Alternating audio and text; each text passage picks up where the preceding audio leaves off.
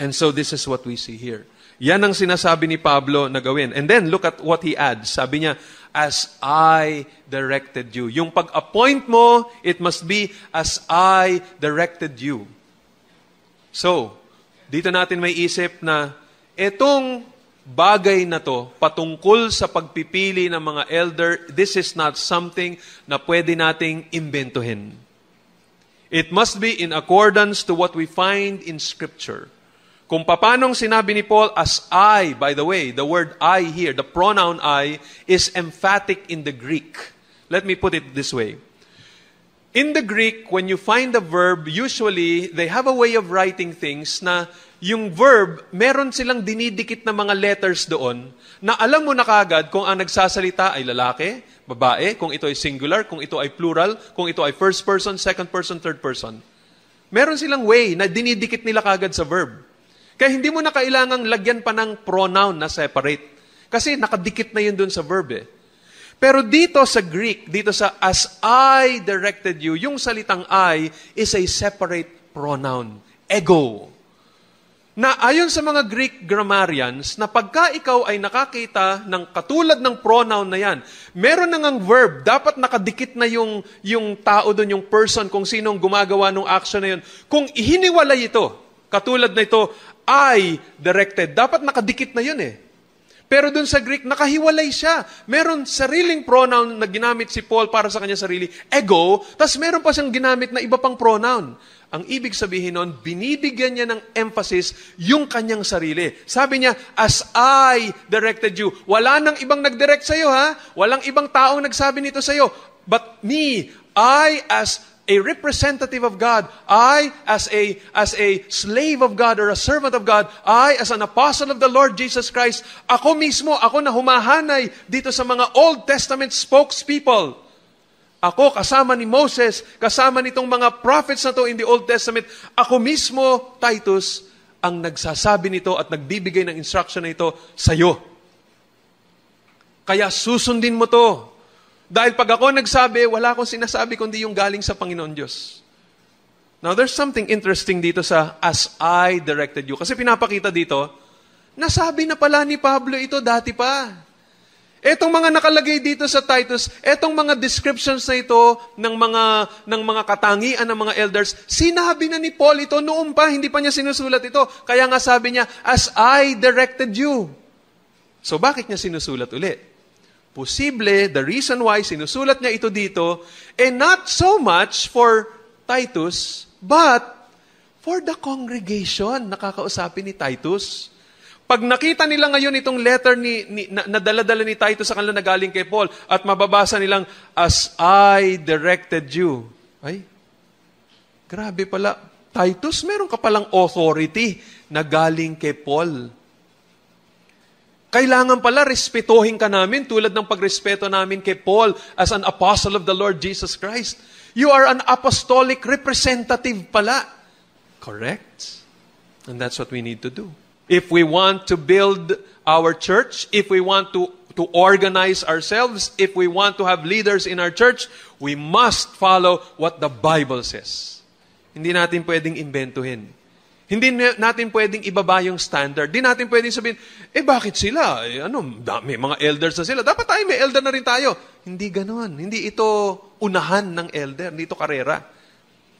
Ang pinag-usapan dito, nag-qualify ba base sa salita ng Diyos? Kaya ang dami nagiging problema sa ibang mga iglesia dahil yung elder mismo ang false teacher. Yung elder mismo ang stumbling block. Yung elder mismo nang bababae. Yung pastor mismo, ganito buhay. Yung isang nabalitaan ko lately, yung pastor, nakabuntis ng isang Christian at kinonfront, parang sa tingin niya, mabait naman si Lord, gracious naman siya. Hindi ito isang beses lang nangyari, ito'y paulit-ulit na nangyayari sa kanyang buhay at para sa kanya, okay lang naman, mabait naman ng Diyos, nagpapatawad. Hindi, ang dapat doon, tanggalin na siya bilang pastor. Kung ikaw hindi pa kinakasal at nabuntisan mo na yung babae at palagi ninyong ginagawa at ikaw ay pastor na, kailangan matanggal ka sa ministry. Hindi ka pwede manatili dyan dahil wala na, bagsak ka na base dito sa pinapakita na salita ng Diyos na standard niya. At lalo na pag hindi ka pa kinukonsensya, ang feeling mo, okay lang naman yun. Nagpapatawad naman ng Panginoon. Judging kayo, ha? Lalo na, dapat kang tanggalin.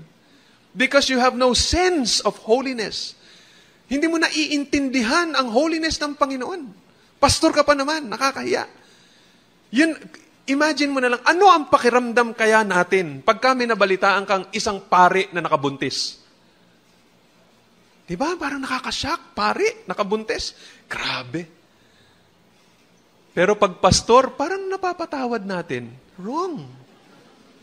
Mas mataas pa nga dapat ang standard eh. Dahil ito sinasabi ng salita ng Diyos. Pagka ikaw ay pastor at may premarital sex na nangyari paulit-ulit and then magpapakasal ka na o ikaw ay magpapakasal para mapagtakpan ng pagkabuntis ng babaeng nagalaw mo, umalis ka na bilang pastor. You shouldn't be there. It doesn't mean God does not forgive. God forgives. God is gracious.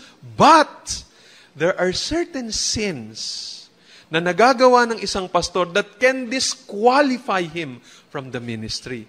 He does not lose his salvation. He is still a child of God. He is still welcome in the church. People can still love him. He can have some ministry in the church, but not the pastorate. Yan ang pinapakita ng Biblia. And so, yun yung ilang mga inputs lang na makikita natin regarding the elders. Okay, now, let me just provide you with some lessons na pumapasok lang sa aking isipan in light of this study. Unang lesson na pumapasok sa aking isipan. The church is what needs priority fixing in society. Yun yung introduction ko kanina, yun yung title ko. At ulitin ko na naman ngayon.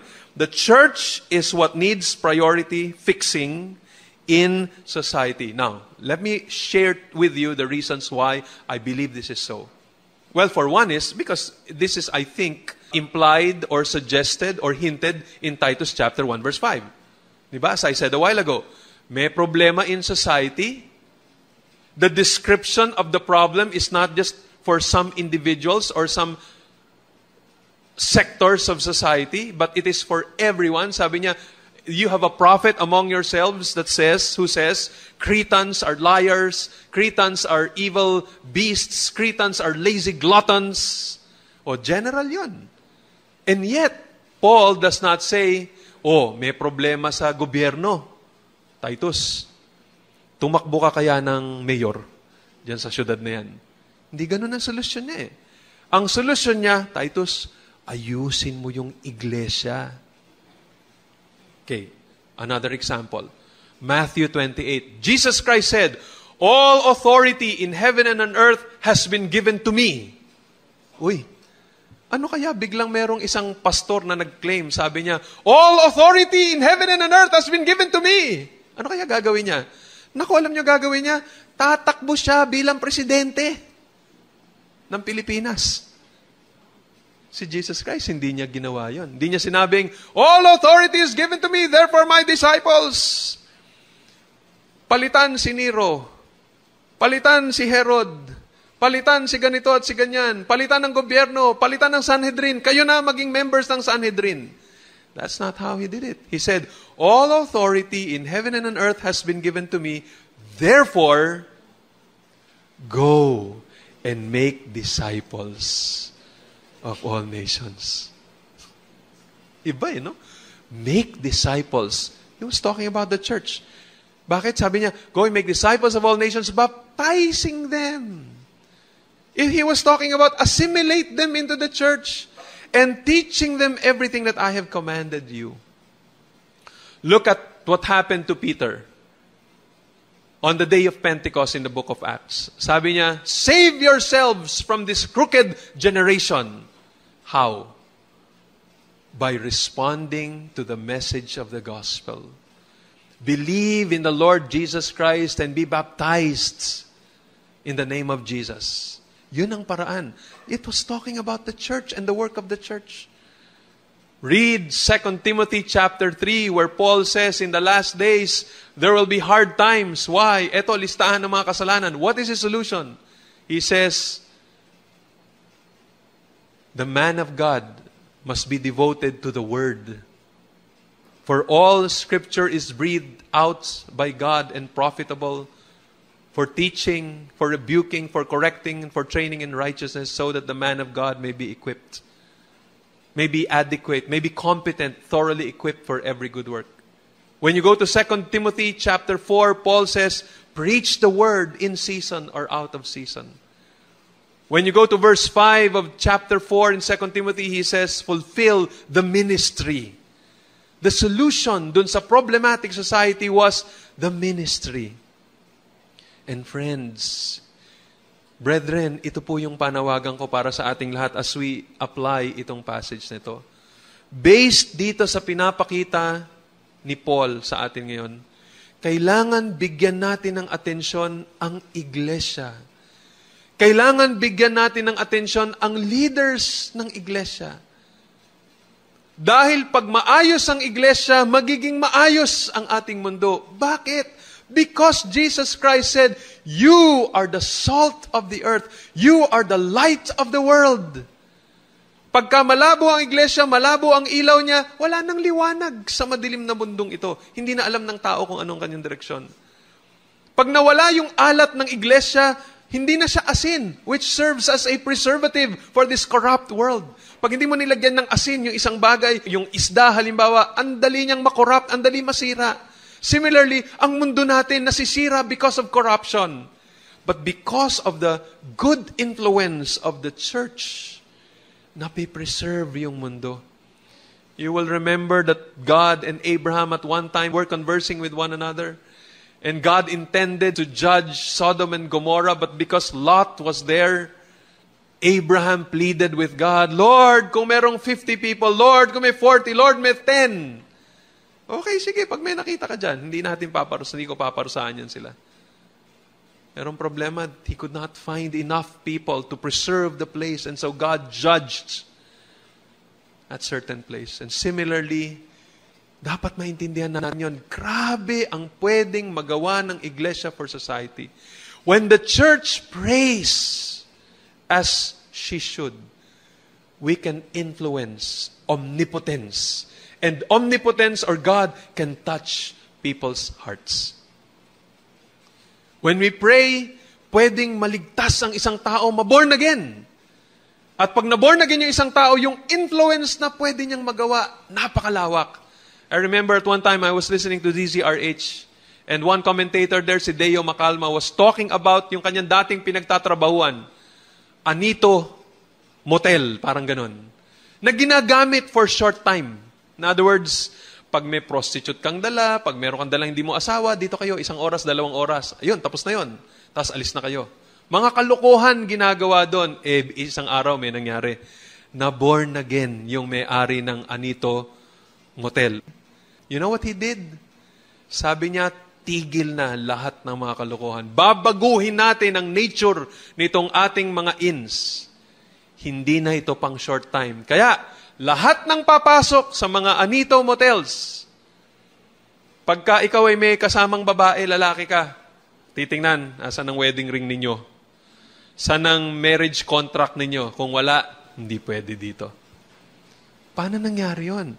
Because God touched the heart of a person. Look at the influence that it has done to the community. Kung papanong naiba ang pananaw ng mga tao tungkol sa Panginoong Diyos. I remember also another story na shinare ni Charles Colson, if my memory serves me right. Sabi niya, look at what happened to 7-Eleven chains of stores. Several years ago, United States government was thinking, paano maayos itong problema ng pornography dito sa ating bansa? And they were spending billions and billions of dollars to address it. Wala silang magawang solusyon. Ang lakas ng mga magazines na nagpo-produce ng mga magazines tulad ng Hustler, Playboy, and all of these pornographic magazines. At grabe ang corruption na nangyari sa isipan ng maraming mga tao. Until one day, nakaramdam ng mabigat na impact ang mga gumagawa ng porno because of one person who got saved. Yung pinaka-may-ari, if I'm not mistaken, ng 7-Eleven chains of stores. Sinabihan niya, when he got born again, sinabihan niya lahat ng mga managers niya. Simula ngayon, tanggalin na natin lahat ng mga pornographic magazines sa ating mga magazine stands. Lahat ng 7-Eleven stores, kasi noon, okay pwede. Na-born again siya. Pinatanggal niya lahat. At least, if my memory serves me right, no, kung 7-Eleven nga yun at yun ang detail, but I got that from Charles Colson. And he did. And it affected too much. Yung business ng pornography, grabe ang impact sa kanila. Yung hindi magawa ng gobyerno, nagawa ng isang tao dahil sa kilos ng Panginoon Diyos. That is why we say, we must prioritize the church. We must pray for the leaders of the church. Dahil kung yung leader maayos mag-share ng salita ng Panginoon, yung leader maayos yung kanyang buhay, grabe ang influence at impact niya sa mga members. Pag yung mga members nakuha nila yung mensahe and they share the same pure gospel message to others, maraming maboborn again. Pag nakita ng mga tao sa community na itong mga nag-share sa kanila, ibang klase ang kanilang buhay, lalong grabe ang impact sa kanila ng mensaheng kanilang sinishare. And eventually, when we have a strong church, may kita natin pating community na kanilang kinabibilangan, maaapektuhan. Isang araw pati society, maaapektuhan. And God will be honored and be glorified. Kaya yun po ang panawagan para sa ating lahat as we close itong pag-aaral natin. Please, pray for your pastors. Pray for me. Pray for the leaders of our church. Pray for the church that we will become a strong church. Let's pray that we will become a spiritual church, a spiritually mature church. Let's pray that we will be different. Let's pray that the world will see us na tayo ay mga aliens talaga dito sa mundong ito, that we're not of this world, that our citizenship is really in heaven. Makita nila, bakit ibang klase talaga kayo? Pag nakasama nila tayo sa paglalaro ng basketball, sa trabaho, sa anuman, sabihin nila, bakit iba kayo? There's something na makikita nila about us that portrays the very holiness and the very character of God. So let's come before the Lord. Please pray for me. Please pray that I will be faithful to the Word of God. Please pray na maging maayos ang buhay ko. I have my own temptations, no different from yung temptations na dinadaanan ng mga kalalakihan dito. I need your prayers. I need accountability. Please do not think, ay, si pastor, wala nang problema yan. Santo na yan. Diretso na yung langit pag namatay. If I'm saved by grace, if I trust in Christ and I die, I'll go to heaven. But it doesn't mean na perfect na yung buhay ko dito sa mundong ito. I need the prayers of the people. So please pray for me. Pray for our pastors sa CCM. Pray for the evangelical pastors, panalangin natin sila. And let's pray for our church and the churches, true churches in our country. Dalangin natin na tulungan ng Diyos na maging spiritually mature and strong ang mga totoong churches sa ating bansa. Let's come before the Lord in prayer. Heavenly Father, we want to thank you for this message that we have heard. A short passage, Titus 1 verse 5. Pero Panginoon, ang dami na naman naming natutunan. Salamat, Panginoon, sa inyo pong salita. Salamat na pinapakita niyo po na ang isipan ninyo, ang priority ay dapat ay ang iglesia because the church is the light of the world. That means the world is in darkness. With all of the intelligent in the world, they are still in darkness if they do not know your word. You said that the church is the salt of the earth. Ibig sabihin, Panginoon, ang mundo is being corrupted, nasisira, Panginoon, nagdi-degenerate, at kinakailangan ng strong preservative influence ng inyong iglesia upang maging maayos ang society na ito. And so, Lord, talagang kailangan na maalagaan ang inyong iglesia, maproteksyonan, mapalakas. And our prayer, Lord, now is for our church.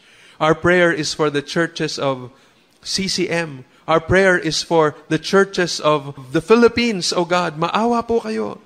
Tulungan niyo po na maging tapat kami sa panawagan niyo para sa amin. May we truly live as a holy nation, a royal priesthood that declares the glory of God in our lives and in our speech. Lord, kumilos po kayo. At Lord, lalo po naming pinagpe-pray ang mga pastor. Lord, kumilos kayo sa congregation na ito upang ipag-pray nila ako bilang kanilang pastor.